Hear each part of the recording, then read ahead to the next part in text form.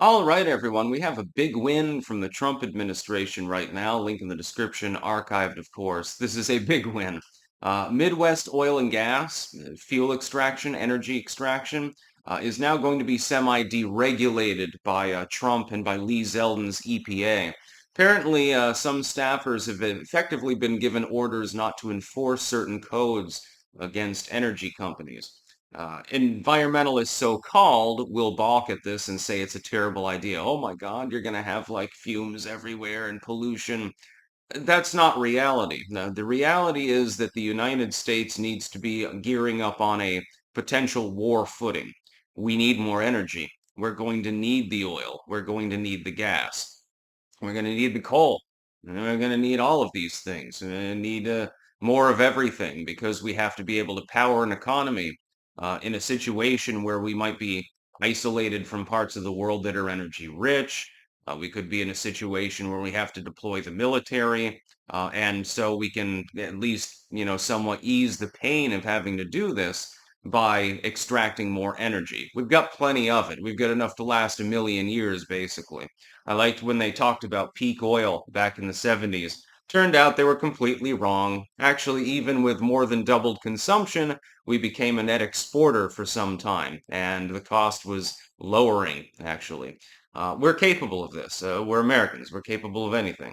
That being said, at the same time, I would point out the nimbiest element of the people bitching about this. Here's what you do. Extract the goddamn energy. No, the CO2 emissions are not going to harm the world. Everything will be fine. That's number one.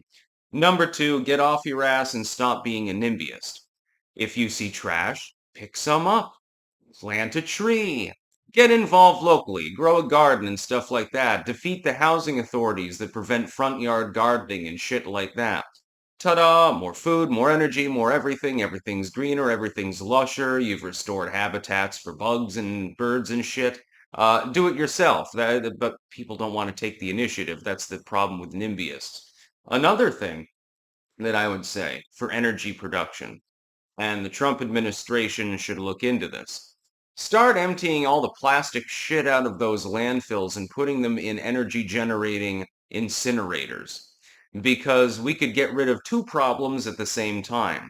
One, energy needs. Well, you're generating a shit ton of energy, and there's a shit ton of it that's been built up over the last 50 years, so you got plenty of things to mine out and extract. You pay people a marginal fee to bring in like plastic shit that they find on the ground, put it in bags, and just toss it in the incinerator. We've already got this technology. We've had it for decades.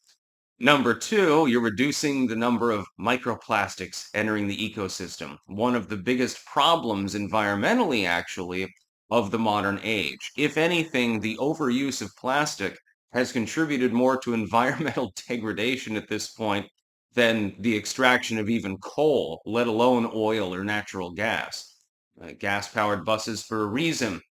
And as far as the green energy revolution stuff, yeah, home solar is fine.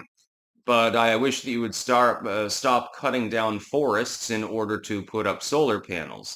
This seems counterintuitive to me. It sort of defeats the purpose. I guess they figure, well, we need more lumber, to build houses for illegal immigrants. So we're just going to take this forest out. We'll put the Chinese-made solar field here, run by a Chinese firm in many cases, by the way. This led to the Bundy Ranch standoff, you will remember. I've explained that before. It wasn't about endangered tortoises after all. No, I fully support this. Our energy policy must be effectively drill, baby, drill. This is offset, in my opinion, successfully, by public education campaigns designed to tell people, hey, the government can't plant all the trees. The government clearly can't remove all the trash. But you can do your part, and then people are paid, a small amount of money as an incentive to do this. We also need to get away from recycling. When I was a kid, it was recycle, but also reuse and reduce. Reuse the glass bottle. You can use those as cups. You can carry your water around in that old Coca-Cola bottle.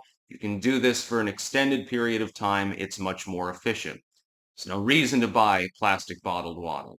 And reduce. There's no reason to buy half of the things that you own, probably. It's not necessary.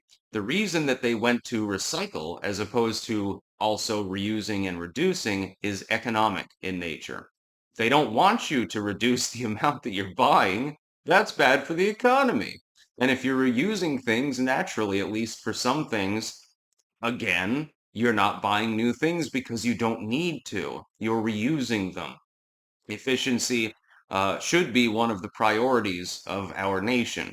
Efficiency, the ability to create energy, all of these things are exceptionally important. And by the way, if we're in a major war, this was literally what the government told people that they should and in some cases must do during, for example, World War II.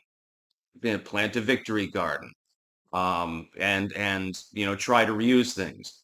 Towards the early atomic era, here's your pre-made bunker that you can put in your backyard. Doubles as a storm shelter, so it makes sense. And things like that. Learn survival skills. Learn how to shoot a gun. Kids took their guns to school and put them in their fucking lockers in rural areas back in the 1950s. I would know. My dad was one of these people.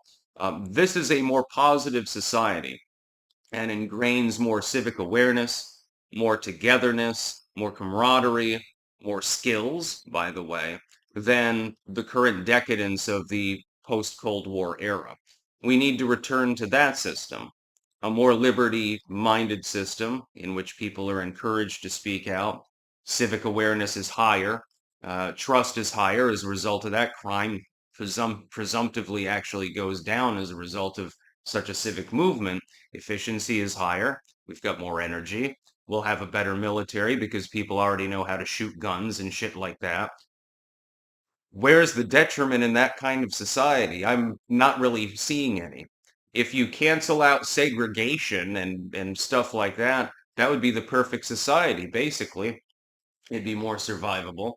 If we do end up in a nuclear war, which based on the Iran shit, we might, then more people will survive. I would think that any government that represented its people would want as many of them to survive such an eventuality if possible. That's about all. Peace out.